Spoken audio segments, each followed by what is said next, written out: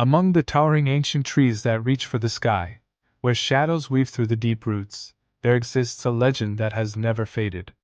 It is said that a young man once traded his soul to protect the Esmara forest, becoming an immortal spirit wandering beneath its canopy. But not everyone believes. Until one day, when the sun sank behind the mountains and the winds whispered the name of Kale, the one who chose to become a legend. This is a tale of a young man in a forest, of souls never forgotten, and of a mystery that still lingers in the breath of the wild. Are you ready to step into this forest? Evergreen tree. I. The legend of Esmara Forest. Since ancient times, the Esmara Forest has been regarded as the soul of the land of Elmira. The people believe that within its depths resided a guardian spirit, a colossal white tiger named Cheyenne, the keeper of balance between humans and nature. Those who honored the forest would be protected, but those who sought to destroy it would face the wrath of the wild. Yet, as time passed, humans began to forget the gifts the forest had once bestowed upon them. Poachers, loggers, and greedy men ventured deep into Esmara, tearing apart its emerald embrace in exchange for gold and silver. 2. The fateful encounter. One day, Kale, a 17-year-old boy and the son of a border landlord, accidentally wandered deep into the forest while tracking a wounded deer. Amidst the towering ancient trees, he came face to face with a massive black wolf, its eyes as blue as the midnight sky. Just as the wolf prepared to lunge at him, a voice rang out. Enough, Varian. From the shadows, a girl emerged, her hair the color of fresh spring leaves, her eyes glowing with the essence of an entire forest. Liara, the daughter of the Esmara forest, raised by Cheyenne and brought up alongside the wolves. She was neither fully human nor fully beast, she belonged to both worlds. Kale was bound and taken to a hidden village deep within the woods, a place where animals understood human words and trees whispered ancient secrets. Liara warned him that the forest was growing restless, and that a dark force was about to awaken. 3. The peril from the shadows. At the same time, Count Raven, Kale's father, led his army into the forest, driven by the ambition to conquer Esmara, to cut down its trees, hunt its creatures, and turn the land into his own domain. But he was unaware that a far greater threat lurked in the darkness. Black Fang, a massive, cursed wolf who was once a loyal servant of Cheyenne but had betrayed the guardian spirit of the forest. Black Fang commanded an army of monstrous beasts, creatures twisted by dark magic, ready to slaughter both humans and nature to claim Esmara for themselves. Liara knew that war was inevitable. She decided to release Kale and pleaded with him to return and warn his father. But when Kale arrived at his father's camp, he realized that Count Raven dismissed his warnings as mere superstition. Instead, Raven ordered the deforestation to continue, further enraging the ancient forest. 4. The Blood Pact. As Black Fang and his monstrous horde swept through Esmara, chaos erupted. Liara's wolves fought valiantly, but they could not hold the enemy back for long. Cheyenne, the white tiger deity, appeared to face Black Fang, but he had grown weaker, his power fading as humans no longer believed in him. At that moment, Kale made a reckless decision. He turned to Liara and proposed a blood pact between humanity and Esmara. If Kale offered his soul to the forest, Esmara would protect humans from its wrath and from the destruction brought by Black Fang. Liara hesitated, but Cheyenne accepted the offer. Kale drank from the Amber Spring, a sacred source that only revealed itself to those willing to sacrifice everything for nature. As the mystical liquid flowed through him, he felt Esmara's power surging into his veins. His eyes turned amber, glowing like sunlight through the canopy. With his newfound strength, Kale and Liara led one final counterattack. He faced Black Fang in a battle not just of weapons, but of will, of Esmara's soul against the darkness.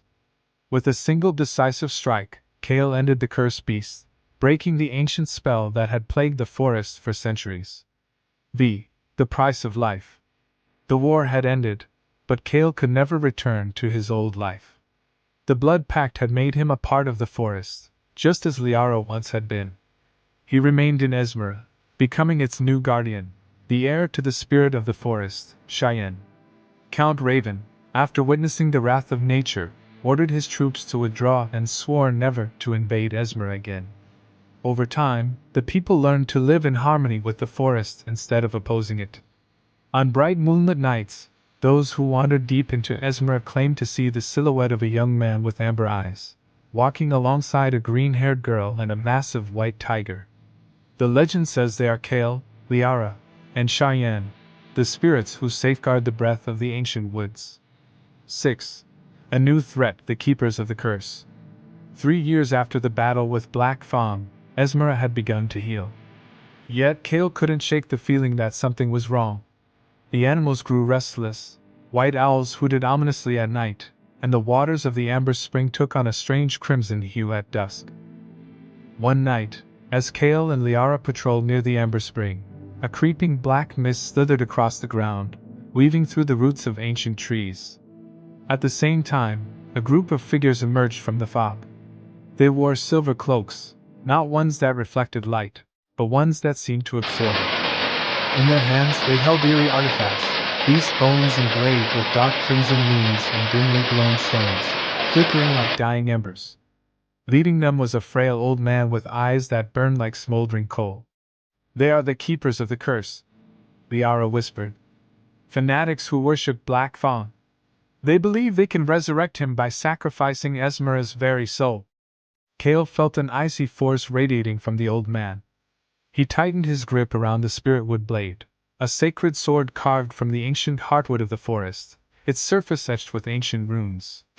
Severin, the leader of the cult, stepped to the edge of the spring, driving a gnarled staff, shaped like the roots of a withered tree, deep into the earth. His voice was deep and hollow, as if it rose from the depths of the earth itself. "O spirit that slumbers, I summon thee from the shadows." The ground split open, and from the heart of the spring, a column of black smoke erupted, swirling and coiling into the shape of a massive wolf with empty, hollow eyes. Black Fawn had never truly vanished. He had lingered in the world, waiting for the moment to return. 7. The Battle of Shadows. Liara immediately summoned the strongest creatures of Esmara. Varian, the colossal white tiger, let out a roar that shook the entire forest. The moonlight wolves, guardians of the woods, leaped out from the shadows. The wise owls, soaring high above, spread the call to all creatures. But this time, the enemy was not just humans. The darkness of Black Fawn had seeped into the souls of weaker beasts, twisting them into grotesque, frenzied monsters. The battle began. Kale charged into the fray, striking down corrupted creatures with the glowing spiritwood blade. Every slash cut through the darkness, but the shadows could not be slain. They merely dispersed and reformed, shifting like a ghostly mist. Severin smirked. "You cannot destroy that which has no form, young man." Liara realized they could not win through conventional means. She sprinted toward the sacred oak, the tree that held the forest's deepest memories. Placing her hands against its bark, she heard the whispers of ancient spirits. "Only the amber light can seal the darkness."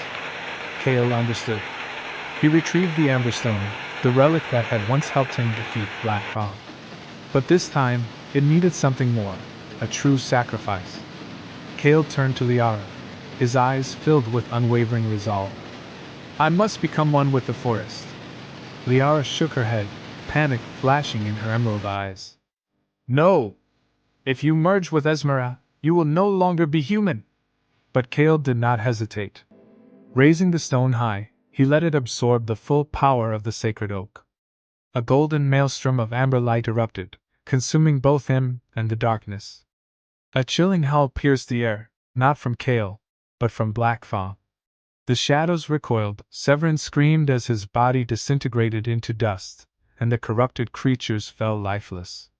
But as the light faded, Kale was gone. In his place, a new spirit emerged within the forest, a majestic tiger, its fur shimmering in hues of amber, its eyes burning like an eternal flame. Kale had become a part of Esmara. 8. Balance restored. After the battle, peace returned to Esmara, but at a heavy cost. Humans and the forest finally found harmony. The villagers abandoned reckless hunting and learned to coexist with nature, establishing sanctuaries to protect the land and its creatures. Liara became the guardian of the forest, the only one who could still hear Kale's voice in the whispering leaves.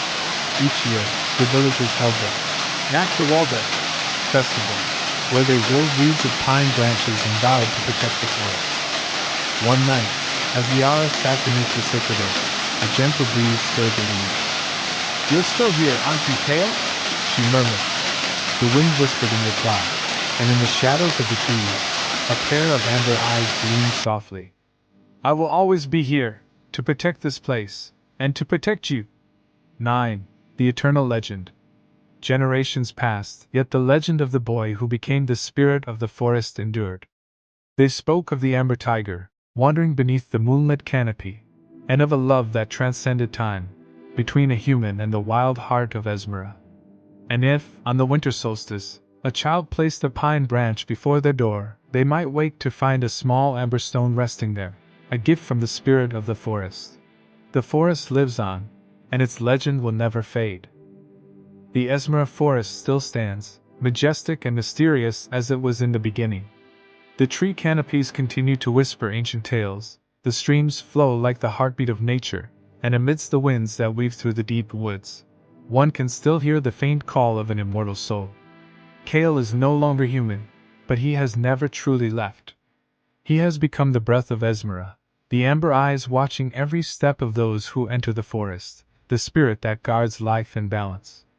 Liara still remains, listening to the forest, speaking with the wind and the leaves, believing that despite the divide between two worlds, she and Kale will always protect this land together. And every time a child hears the story of the boy in the forest, of the tiger glowing with amber light amidst the trees, they wonder, was the legend just a story? Or one day, when they step into Esmara, will they see those eyes, watching from the deepest depths of the ancient woods? Because the loyal souls have never left. And the legend will never fade.